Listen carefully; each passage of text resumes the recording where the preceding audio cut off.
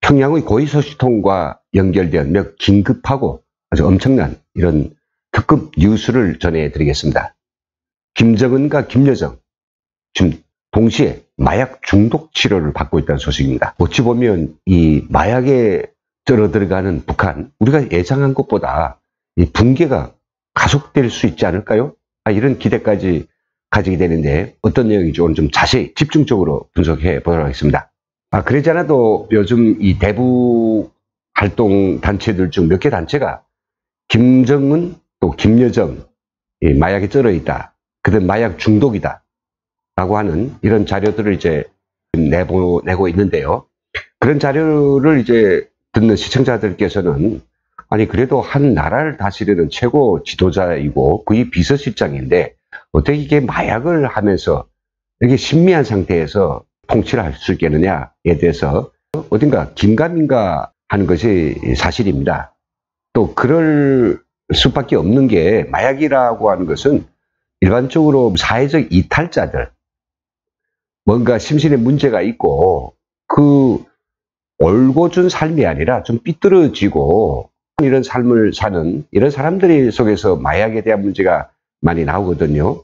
그래서 먼저 이 평양의 고위소식통과 이 통화 내역을 저희들이 전격 들려드리겠습니다. 일부 내용은 본인의 어떤 신원과 관련된 부분들이 있기 때문에 그 부분은 좀 잘랐고요.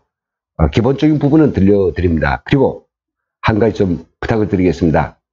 저희가 이 평양에서 일어나고 있는 이런 사실들을 제가 정말 그때그때 확인하기 위해서는 평양의 고위소식통과 접촉을 해야 되고 그가 평양의 상황들을 이야기할 수 있도록 뭔가 인센티브를 주지 않으면 안 되거든요. 특히 북한 고위층에서 일어나는 이런 어떤 실상일수록 더더욱이 그 인센티브의 내용들은 좀 더 세질 수밖에 없습니다. 저희 민간단체 하나의 능력으로 그 모든 것들을 정말 부담하면서 이렇게 자료들을 제가 안다는 게 쉽지 않거든요. 그래서 이 방송을 시청하시는 분들 속에서 조금 여유가 있는 그런 분들께서는 뭐 얼마가 됐든지 간에 저희들한테 좀 지원을 좀 해 주신다면 우리는 그런 지원에 의거해서 정말 북한의 핵심 부위 어떤 상황들, 그 심장을 들어오게 한 적극적인 평양의 정보 활동들을 할 수 있을 것 같습니다. 그러면 먼저 전화통화 내역을 먼저 들려드리겠습니다. 그 평양 시민들과 특히 그 간부들 속에서 그 뭐 빈드나 무슨 마약을 하는 것을 새삼스러운 일이나 비밀이 설정이 아닙니다. 이렇게 원수님께서도 쓰고 김여정께서 쓰고 다 이렇게 쓰니까 일반 백성들도 이거를 만병통치약으로 알고 많이 쓰고 있습니다. 친구끼리 모여서 빙두를 할 때에 안 하면 오히려 따돌림을 받습니다. 그리고 특히 중앙당 간부들과 가족들 속에서 빙두를 하고 마약을 쓰는 것이 유행이 되고 있단 말입니다. 그리고 시민들 역시 빙두하는 시간이 솔직히 스트레스도 해소되고 그렇게 되니까 매우 즐거운 시간을 이렇게 보내고 있단 말입니다. 물론 마약이라는 거 속으로는 다 알고 있습니다. 그러나 마약 이렇게 부르지 않고 만병통치약이다. 그리고 지방에서는 빙두 한다고 하는데 평양에서는 아이스 이렇게 부른단 말입니다. 아편, 머리핀, 덜리덜이라는 건 중국제인데, 그런 것도 쓴단 말입니다. 흡입을 하기 위해서 이렇게, 유리관, 이 기구가 있는데, 빙두할 때 기구, 저마다 개인들이 다 가지고 다니고, 빙두라는 게, 이제, 딱 사카린처럼 생겼습니다, 그게. 그리고 가루처럼 생기거든요, 하얀 가루. 담배, 실도한지 거기다 올려놓고, 가스라이터를 다 주사바늘 끼워가지고 이렇게 다 기구를 만들었단 말입니다. 몸도 유연해지고 내장도 이 약이 돼서 좋아지고 하면서 어쨌든 덜리덜이라는 것도 이 부부간에 좋아진다 하면서 어쨌든 이걸 거기서는 만병통치약으로 다 씁니다. 거의부는 물론이고, 어쨌든 이 간부들은 말입니다.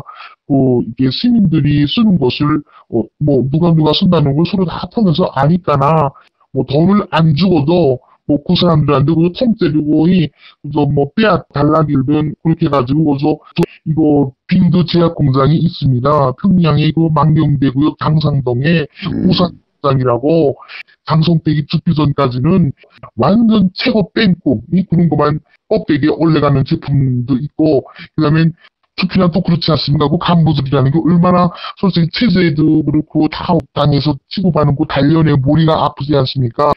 율동하는 사람들과 율동도 잘 되고, 기분도 좋고, 육체상 좋으니까 자기네 즐거움으로 그거를 쓰고 있는데, 한 번 쓰면 두 번 쓰게 되고, 두 번이 10번 쓰게 되고 하면 중독이 돼서, 이게 중독되면, 그래서 아이스 하는 사람은 촉감을 압니다. 우선 첫째로 제일 가장 중요한 건 뭐냐? 얼굴이 새까맣단 말입니다. 얼굴이. 통화 내역을 제대로 들으셨습니까? 평양과 이 서울이 말씨가 같으면서도 아주 현격한 차이가 있죠. 쓰는 용어도 그렇고 또 톤도 그렇고 높낮이도 들쭉날쭉. 그래서 제가 이 통화 내역과 함께 이제 밝히지 못한 부분까지 포함해서 조금 더 부연 설명을 드리겠습니다. 김정은과 김여정의 마약 중독 상황 어느 정도인가? 매우 심각한 상황입니다. 먼저 김여정에 대해서 본다면 이 김여정은 그 마약 중독이 더는 허용할 수 없는 수준으로 심화됐기 때문에 지금 일체 업무를 배제하고 평양시 삼석구역 중리에 있는 봉화진료소의 특수병동에서 치료를 받고 있다고 합니다. 그건 지금 벌써 오늘까지 아마 20일 정도는 훨씬 더 넘는 걸로 알고 있는데요. 근데 사실 김여정은 2014년에 벌써 한 차례의 그 마약 집중 치료를 받았다라고 합니다. 근데 그때 좀 완화됐던 이런 마약 중독, 그 이후에는 하지 말았어야 되는데 마약인을 완전히 털어내지 못하다 보니까 최근에 또 김정은의 대행보가 있기 때문에 그것을 보좌하느라고 밤을 새울 일이 있고 몸도 약하지 않습니까? 그러다 보니까 마약 같은 걸 복용해서 일시적으로 좀 힘이 생기고 피곤하지 않고 지치지 않는 여기에 의존하다 보니까 이 중독 주세가 너무 심각한 것 같습니다. 북한 관련 여러 유튜브 채널에서 좀 이야기하고 있습니다만은 김정이 마약을 하는 사실들이 우리 육안상으로도 나타나고 있죠. 김여정의 이 눈하군 점점 깊이 패여져 들어가고 있고 또 우리 다크서클이 너무 심각해서 여러 가지 그 부작용이겠죠. 그래서 어떤 때는 굉장히 경쾌하고 날파람이 있는 것처럼 보이지만은 어떤 때는 굉장히 처져 있고 뭔가 그 약발이 떨어지면서 심신불안도 느끼고 있는 것 같습니다.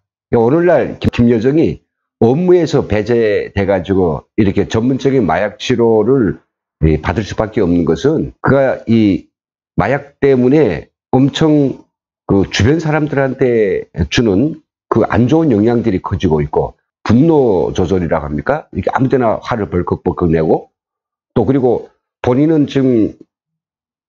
약발을 받아가지고 밤새 일하는데 그런 약도 쓰지 않는 자기 부하들을 갖다가 밤새워서 이렇게 그 태서 몰다 보니까 상당히 그 같이 일할 수 있는 이런 상황이 아니고 또 인지 능력도 크게 떨어져 가지고 김정은에게 올려보내는 그런 서류들에서 심각한 오류도 생기고 그래서 아마 김정은은 지금 현재 상태로서는 김여정을 자기 업무에 그냥 보게 하는 게 어렵다라고 판단됐다라고 하는 거죠. 이렇게 김여정이 마약을 해가지고 중독에 걸려서 병원에 입원하고 일을 하지 못한다. 그럼 이거 도덕적으로 엄청나게 훼손되는 게 아닐까라고 생각할 수 있는데 아까 녹음에서 들어봤지만 평양 사람들은 이걸 마약을 마약으로 생각하는 것이 아니라 마약을 만병통치약으로 생각하기 때문에 좀 너무 과하게 쓰고 나면 부작용이 있어서 이것을 치료한다는 정도로만 지금 알고 있는 것 같습니다. 김여정이 사실 마약을 한 건 10대 나이 때부터라고 합니다. 10대 후반이었죠. 스위스 베른의 국제학교를 다니다가 어머니 고영이가 신병이 이제 깊어지면서 김정철, 김정은, 김여정 이 삼형제가 모두 북한으로 귀국합니다. 귀국한 이후에 애국에서는 전혀 접할 수 없었던 그런 마약을 결국은 정철이와 정은이가 이제 접하게 되게 되는 거죠. 그럼 어떻게 돼서 이 정철이와 정은이가 마약을 가까이 할 수 있었느냐? 그것은 그의 아버지 김정일애로 토바 올라간다면 아버지인 김정일은 생전에 이 심혈관 질환 그리고 당뇨가 아주 심했거든요. 의사들이 필로폰이 말이죠. 이런 질병 치료에 일부 효과가 있고 또 김정일이 어떤 무기력증을 털어내고 약이 또 복용된 기간에는 밤을 새워 일도 하고 파티를 즐겨도 아주 좋았다. 그래서 김정일이 이거 조금씩 쓰는 거에 대해서는 이 처방을 했지만은 아무 때건 막 화를 버럭버럭 내면서 이걸 하겠다고 접었더니 의사들도 별 도리가 없는 것이었습니다. 김정일은 이 마약을 어디서 구했을까요? TV조선이 얼마 전에 북한 마약 생산과 유통에 대한 상황들을 자세히 다뤘는데요. 거기서도 나옵니다만은 오늘 새로운 이야기를 제가 합니다. 그 김정은을 위한 특별한 마약 공장까지 세워졌는데 이 공장이 어디였냐? 만경대구역 당산동에 있는 마약 공장이 아니고 당산 우산 공장이라고 합니다. 이름과 달리 이 당산 우산 공장은 장성택이 직접 그 생산을 틀어주고 김정은과 그리고 로열 패밀리 고위층에게 바로 이 만병통치약인 피로폰을 최고급 즉 B급으로 생산해서 공급하는 기지까지 차려 놓았다고 합니다. 그래서 사실은 그 김정철 그다음에 김정은, 김여정 이 셋 중에서 먼저 마약에 손댄 거는 제일 맞이인 김정철이었다고 하네요. 김정철이는 음악도 좋아하고 성격이 굉장히 꾀짜죠. 즉흥적이고.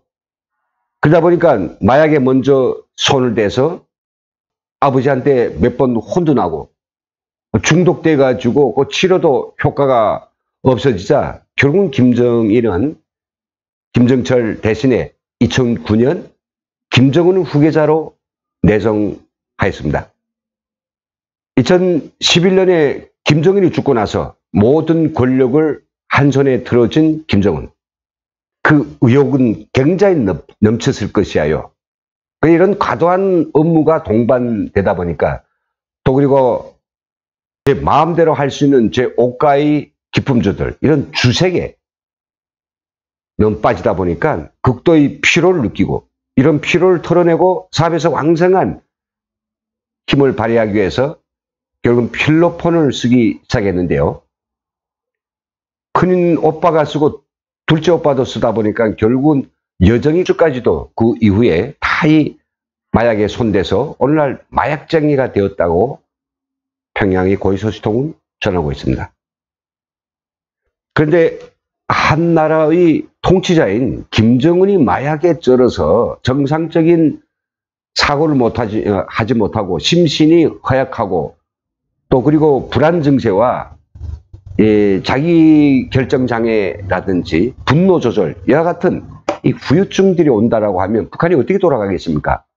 그래서 김정은 본인도 이에 대해서 굉장히 끊으려고 하고 이겨내려고 하지만 원래 그 필로폰이라고 하는 것은 중독은 쉽지 않습니다만은 다른 마약에 비해서 그러나 이것을 많이 하다 보면 중독이 걸리는 거죠. 김정은의 주치 의사들은 어떻게 하면 김정은이 그렇게 좋아하는 필로폰 들이키면서도 이 중독을 피할 수 있느냐 갖가지 방법을 다 생각해냈다고 합니다. 지금 고위소식통이 알려준 방법은 김정은이 쓰는 방법이자 또 북한의 최고의 간부들이 쓰고 있는 필로폰을 쓰면서도 그 중독에 걸리지 않은 세 가지 방법을 이야기하고 있습니다. 첫째는 이 중독에 걸렸다. 뭐 한 달이나 두 달 쫙 필로폰 했습니다. 그때쯤 되면 아편 주사를 놓는다고 하네요.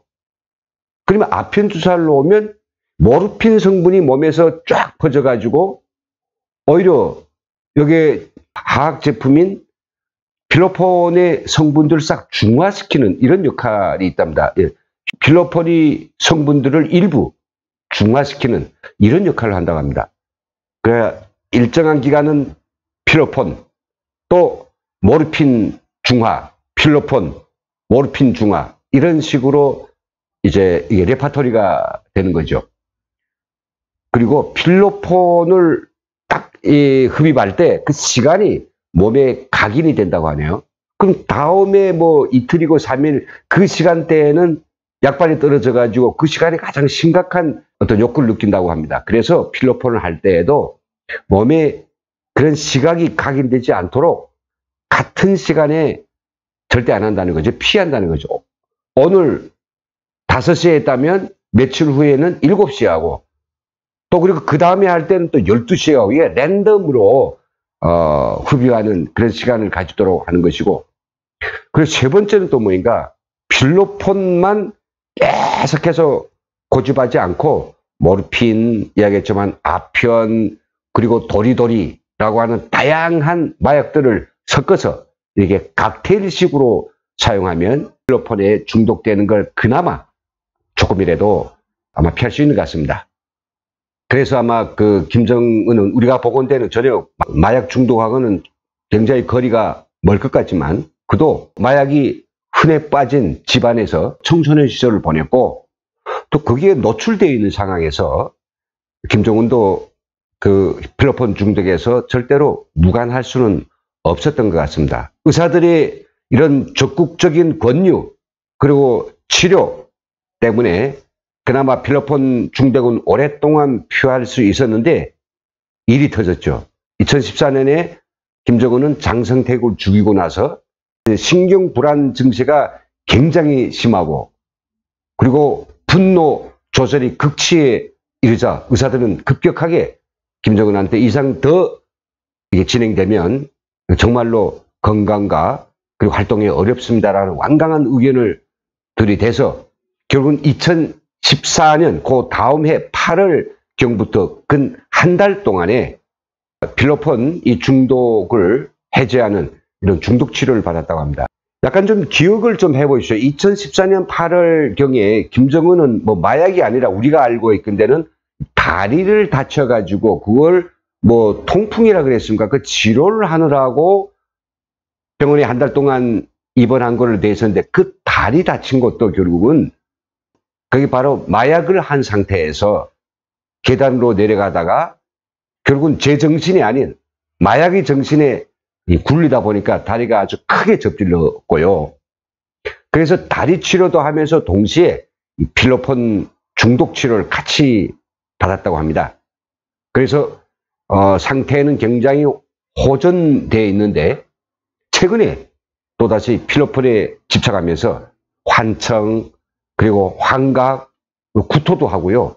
정신쇠약 증세까지 보여서 긴급한 치료가 필요하다는 의사들의 어떤 판단과 권유에 따라서 지금 김여정과 함께 삼석구역 중리 별장에 있는 그런 특수병동에서 집중 마약 치료를 받고 있다고 하는 아주 경악스러운 소식입니다. 최고 지도자로부터 고위 간부들, 웬간한 돈 있는 사람들, 밑에 돈이 없는 그냥 일반인들도 다 이것을 우리가 생각하는 그 끔찍한 마약, 사람들을 피폐시키고 사회를 거덜내는 이런 마약으로 생각하는 것이 아니라 무슨 병이든 속병도 겉병도 다 고치는, 그리고 마음도 즐겁고 그리고 뭔가 부부관계도 뭐 좋고 그리고 뭐 웬간한 잡병 다 고치는 이런 만병통치약으로 오인하고 있는 이런 사회, 이 사회가 점점 이게 마약에 쪄들어간다면 어떻게 되겠습니까?